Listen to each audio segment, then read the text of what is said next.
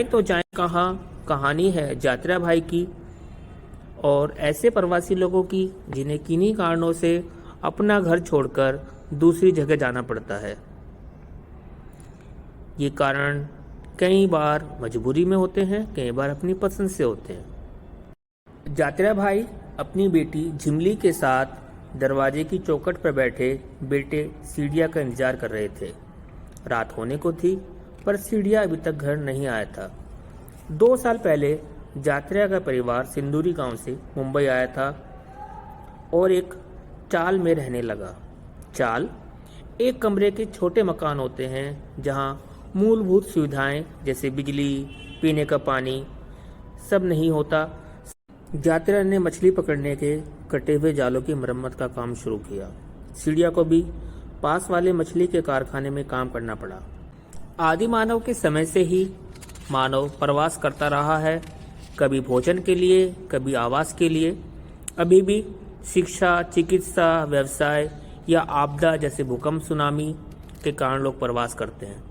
कई बार विकास के कार्य जैसे बांध, सड़क, इमारत के बनने से भी लोगों को एक जगह से दूसरी जगह जाना पड़ता है। उनके लिए विकास एक अभिशाप बन जाता है, एक विनाश बन जाता है। यात्रा यहाँ लोगों की भीड़ में भी अकेला महसूस करता है। उसको खेड़ी गांव की यादें सताती हैं। हरे भरे घने जंगलों, पहाड़ियों के बीच यात्रा का जन्म हुआ था। गांव में शांति तो थी लेकिन सन्नाटा नहीं था। लोग खेती का काम करते थे और जंगलों में जाकर साग सब्जी, सूखी टहनियाँ और दूसरी चीजें लाते थे। बड़ों के साथ काम करके छोटे बच्चे भी ये काम सीख जाते, जैसे बांसुरी बजाना, ढोल बजाना, मिलकर नाचना। वैसे तो यह गांव था मगर सब एक बड़े परिवार जैसे रहते थे। शादी ब्याह के काम और झगड़े गांव के बड़े बुजुर्ग साथ मिलकर निपटाते। यात्रा अब जवान हो गया था। त्योहार के समय वह भी टोली में नाचता और ढोल भी बजाता। एक दिन गांव वालों ने सुना कि उनकी नदी पर एक बहुत बड़ा बांध बनने वाला है। नदी को रोककर एक बहुत बड़ी दीवार खड़ी की जाएगी जिससे खेड़ी और आसपास के बहुत सारे गांव पानी में डूब जाएंगे। लोगों को कहीं और जाकर बसना होगा। सरकारी कर्मचारी आए, उन्होंने बताया कि उन्हें एक दूसरे गांव में जमीन दी जाएगी जो एक सपनों का गांव होगा, जहां बिजली होगी, स्कूल होंगे, अस्पताल होंगी। नए गांव में वह सब होगा जो आज तक खेड़ी के लोगों ने सोचा भी न था। बांध पानी को रोककर बनाया जाता है, इससे बिजली बनती है, लेकिन यहाँ जो लोग रहते हैं उन्हें विस्थापित होना पड़ता है और दूसरी जगह जाना पड़ता है। उसके माँ बाबा और गांव के बड़े बूढ़ों को गांव छोड़ना पसंद न था। यात्रा सहम भी जाता और खुश भी हो जाता कि वो एक नए गांव में जाएगा जहां बिजली होगी।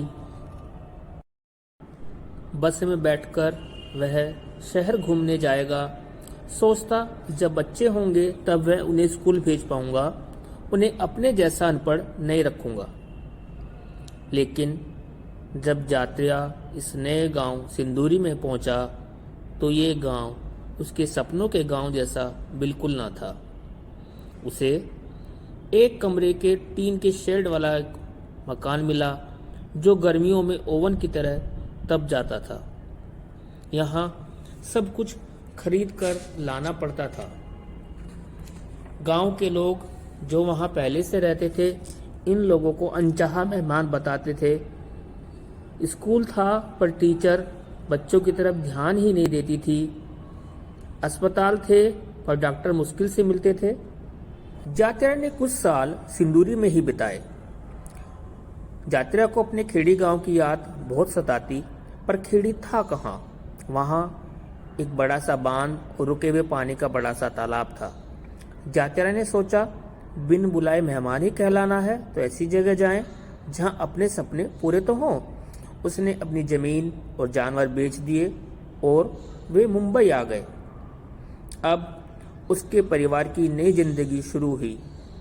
बच्चे स्कूल में जाएं, कुछ बने, बस यही चाहते थे। यात्रा ने अपनी खोली की मरम्मत के लिए पैसे बचाने शुरू किए, लेकिन उसके रिश्तेदारों ने कहा, पैसे बर्बाद मत करो, बाहर के लोगों के लिए मुंबई में रहने की जगह नहीं है।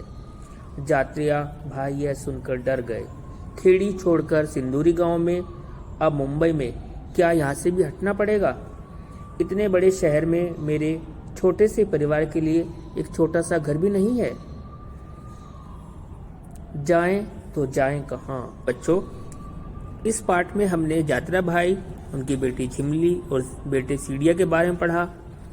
एक जगह से दूसरी जगह लोगों को जो प्रवास करने के बाद समस्याएं आती, उनके बारे में जाना।